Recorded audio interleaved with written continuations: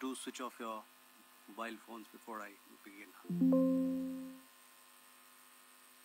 Good evening, ladies and gentlemen. I welcome you to this press briefing by Foreign Secretary Shri Vikram Misri on the ongoing developments around Operation Sindoor.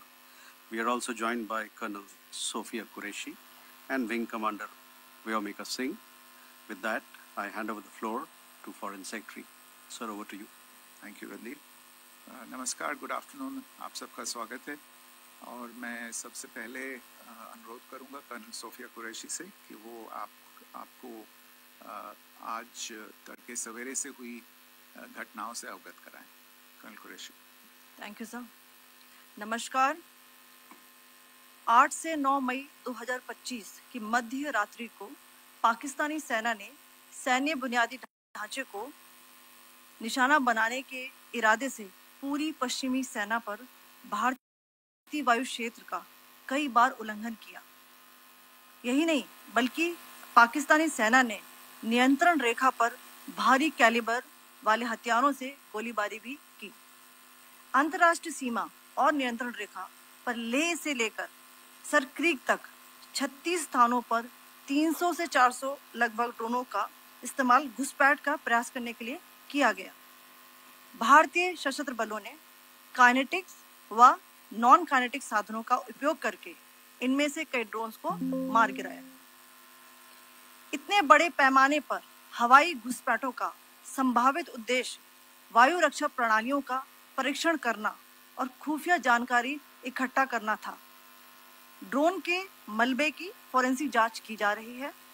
प्रारंभिक reports से पता चलता है कि वे तुर्की के असीस guard Songar drones हैं. इसके उपरांत रात में पाकिस्तान के एक सशस्त्र यूएवी ने भटिंडा सैन्य स्टेशन को निशाना बनाने की कोशिश भी की, जिसे पकड़ा गया और उसे निष्क्रिय कर दिया गया.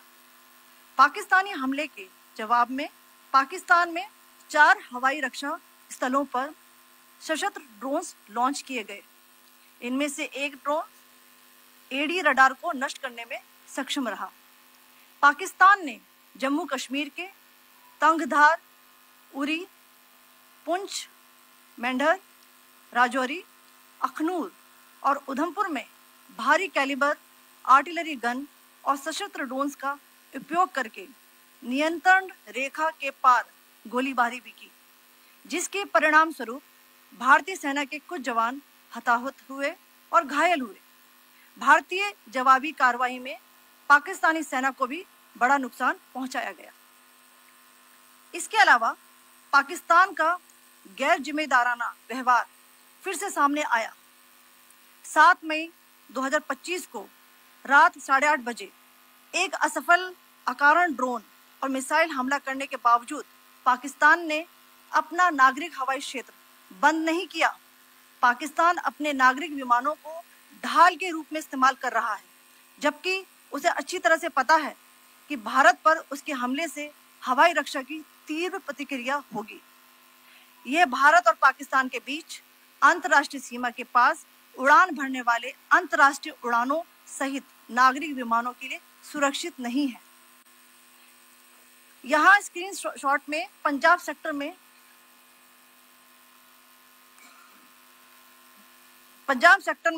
हाई एयर डिफेंस अलर्ट स्थिति के दौरान एप्लीकेशन फ्लाइट रडार 24 का डेटा दिखाया गया है. जैसा कि आप देख रहे हैं यहाँ पर भारतीय पक्ष का हवाई क्षेत्र घोषित बंद के कारण नागरिक हवाई यातायात से पूरी तरह से रहित है. कराची और लाहौर के बीच के हवाई अड्डे मार्ग पर नागरिक एयरलाइंस उड़ान भर रही है. हाई अलर्ट किया गया है विमान फ्लाइनेस एविएशन का एयरबस 320, जैसा कि आप यहाँ देख रहे हैं,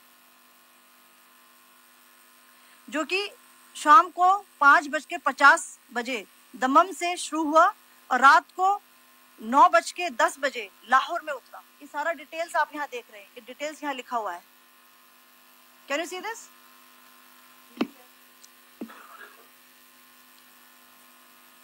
भारतीय वायुसेना ने अपनी प्रतिक्रिया में काफी संयम दिखाया और इस प्रकार अंतरराष्ट्रीय नागरिक विमान सेवा की सुरक्षा सुनिश्चित की. धन्यवाद। जय Hind. So, good afternoon to you all. On the intervening night of 8th-9th May 2025, Pakistan military carried out multiple violations of Indian airspace along the entire western border with an intent to target military infrastructure. Pakistan military also resorted to firing of heavy caliber weapons along the line of control. Along the international border and line of control, drone intrusions were attempted from Leh to Sar Creek at 36 locations with approximately 300 to 400 drones. Indian Armed Forces brought down a number of these drones using kinetic and non-kinetic means. The possible purpose of these large-scale aerial intrusions were to test the AD systems and gather intelligence. Forensic examination of the drone debris is being undertaken. Preliminary reports suggest them to be of Aziz Guard Songa drone of Turkey. Later in the night, an armed UAV of Pakistan attempted to target Bhatinda military station, which was detected and neutralized. In response to the Pakistani attack, armed drones were launched at 4 air defense sites in Pakistan. One of the drones was able to destroy an AD radar. Pakistan also carried out artillery shelling across the line of control using heavy caliber artillery guns and armed drones at Tangdhar, Uri, Poonch, Mendhar, Rajouri, Akhnur and Udhampur in Jammu and Kashmir area, which resulted in some losses and injuries to Indian Army personnel. Pakistan Army also suffered major losses in Indian retaliatory fire. Additionally, Pakistan's irresponsible behavior again came to fore. Pakistan did not close its civil airspace despite it launching a failed unprovoked drone and missile attack on 7th May at 8:30 hours in the evening. Pakistan is using civil airliners as a shield, knowing fully well that its attack on India would elicit a swift air defense response. This is not safe for the unsuspecting civil airliners, including the international flights, which were flying near IB between India and Pakistan. The screenshot we just showed and we shall share with you, it shows the data of the application Flight Radar 24 during a high air defense alert situation in the Punjab sector. As you have seen, the airspace on the Indian side is absolutely devoid of civil air traffic due to our declared closure. However, there are civil airlines flying the air route between Karachi and Lahore. Amongst the other civil aircraft that you can see, we have highlighted an aircraft which is Airbus 320 of Flynas Aviation, which was originated from Dammam at 1750 hours and landed later at Lahore at 2110 hours in the night. Indian Air Force demonstrated considerable restraint in its response, thus ensuring safety of international civil carrier.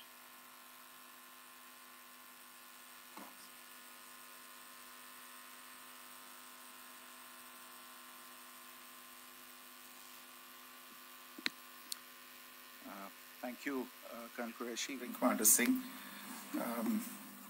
I have just a few points to share in addition. कल रात की पाकिस्तानी सेना की कायरतापूर्ण गतिविधियों से आपको colonel Qureshi और विंग कमांडर सिंह ने पहले ही अवगत करा दिया है. These provocative and escalatory actions that were taken by Pakistan last night were targeted at Indian cities and civilian infrastructure, in addition to some military targets.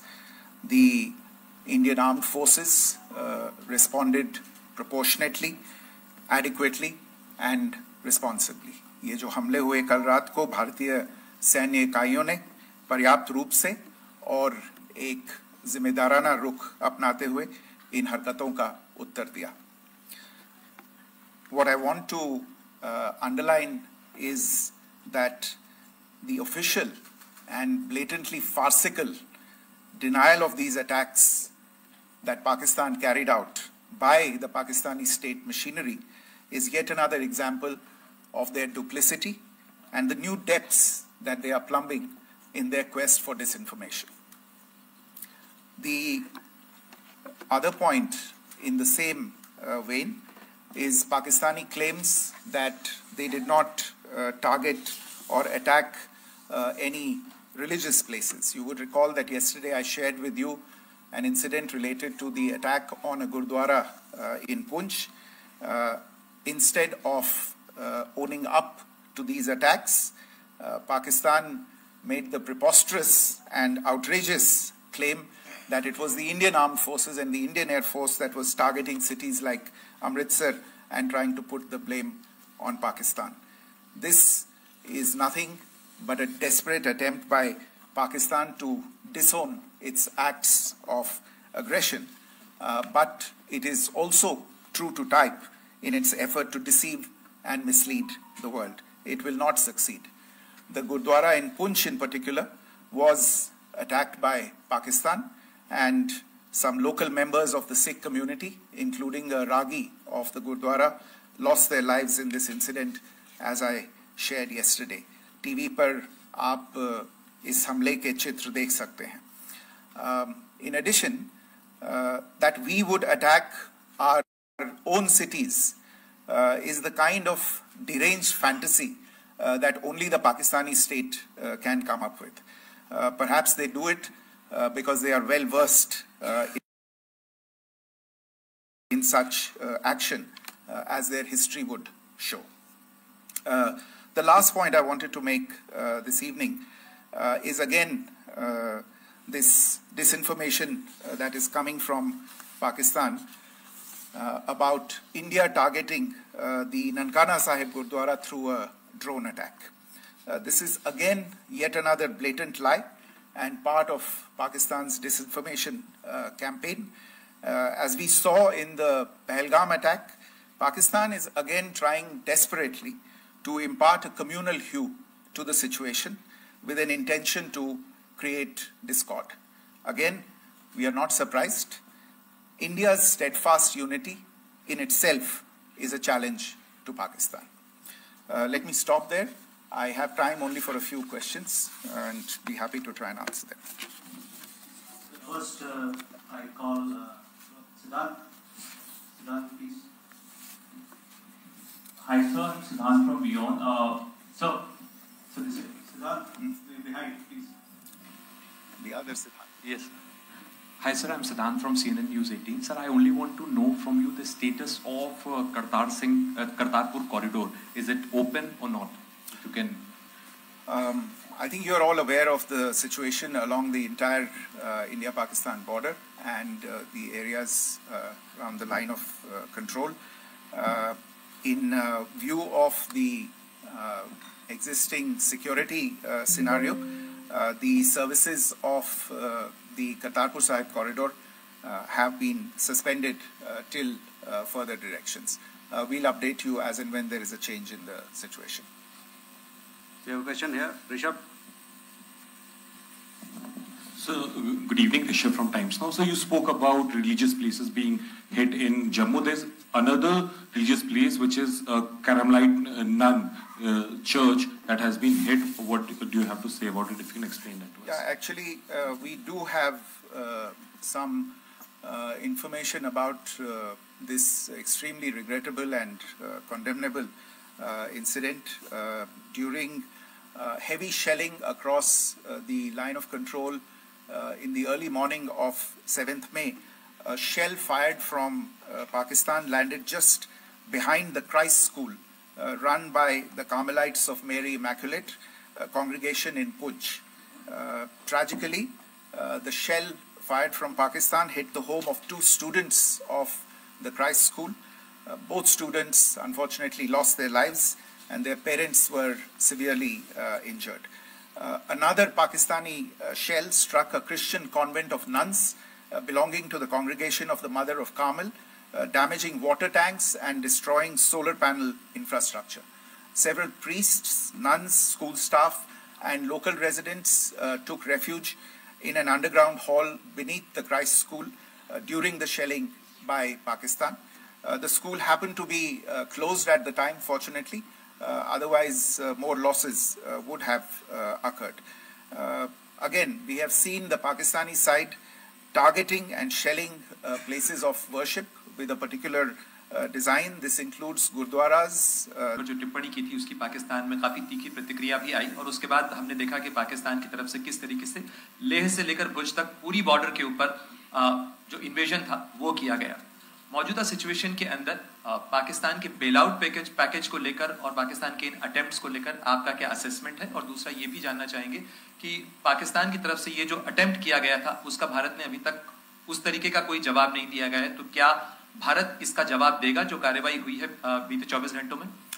देखिए प्रणय, जहां तक इंडस वाटर्स ट्रीटी का सवाल है, मैंने कल विस्तार से उसके बारे में इसकी चर्चा की है। Indus waters treaty is in abeyance and as such I have nothing further to add to the decision that was announced by the Cabinet Committee on Security. जहाँ तक IMF bailout का सवाल है, आपको ज्ञान होगा कि IMF की आज मीटिंग हो रही है। हम वहाँ पे अपना पक्ष रखेंगे और जो हमारा मत है इन चीज़ों को लेके वहाँ पे साझा करेंगे दूसरे मेंबर्स के साथ। ये बोर्ड पे निर्भर है कि वहाँ पे क्या निर्णय होता है। और जहाँ तक जो कार्रवाई हुई है उसका जवाब देने का जो आपने जो प्रश्न उठाया है, जो आज ब्रीफिंग हुई है, जो आपको सूचना मिली है, मैंने भी कहा है कि जो आज सवेरे तड़के सवेरे जो गतिविधियां हुई, भारत ने उनका एक जिम्मेदाराना पूर्ण तरीके से और एक पर्याप्त तरीके से उसका जवाब दे दिया है। सिद्धांत। Hi sir, Siddhant from WION. Sir, the External Affairs Minister has spoken to many of his counterparts around the world. Yesterday he spoke to the US Secretary of State Marco Rubio. So what were the key areas of conversations during that call? Yes, the minister had a conversation with the US Secretary of State. As you can imagine, the focus of discussions was the terrorist attack in Pahalgam and the response that India mounted after that on the 7th of May. The Secretary of State shared his thoughts on these developments with the minister. The minister deeply appreciated the US's commitment to work with India in the fight against terrorism, and he also underlined the targeted measures that India had taken in connection with Op Sindoor. The minister also underlined that India would firmly counter any attempts at escalation from there. But in follow-up to that, as you are aware, there have been a number of other conversations. The minister had a conversation with the UK Foreign Secretary, David Lammy, today. There too, the discussion centered around countering terrorism, for which there must be zero tolerance. And I understand just a short while ago, the External Affairs Minister has also spoken to the Foreign Minister of Norway, Espen Barth Eide, which was also focused on recent developments stemming from the terrorist act in Pahalgam. One last question, Sudhi. Sir, Foreign Secretary, thank you for doing this. Sudhi Ranjan from Bloomberg. Foreign Secretary, India had struck Bahawalpur the other day, which is also connected with the murder of one of us, journalist Daniel Pearl. If you could give us an understanding of what exactly are the reports that you're getting. You're right. Bahawalpur is the headquarters of the Jaish-e-Mohammed terrorist group that is proscribed by the United Nations. Its leader, Maulana Masood Azhar, is a proscribed individual. It is, you brought up the connection with the tragic death or killing of Daniel Pearl of the Wall Street Journal. The Jaish-e-Mohammed was in some way directly or indirectly responsible for the death of Daniel Pearl. But the real connection is through Ahmed Omar Saeed Sheikh, the British Pakistani jihadi who was held in India but was finally released in 2000, and he was the person who lured Daniel Pearl to his eventually leading to his murder. So these are all obviously connected figures, connected individuals, connected institutions, and the attack on Bahawalpur, on that facility of the Jaish-e-Mohammed in Bahawalpur is, I would imagine, a fitting part of this unfortunate incident. Thank you all. Thank you, sir. With that, we come to the closure of this press briefing. Thank you very much.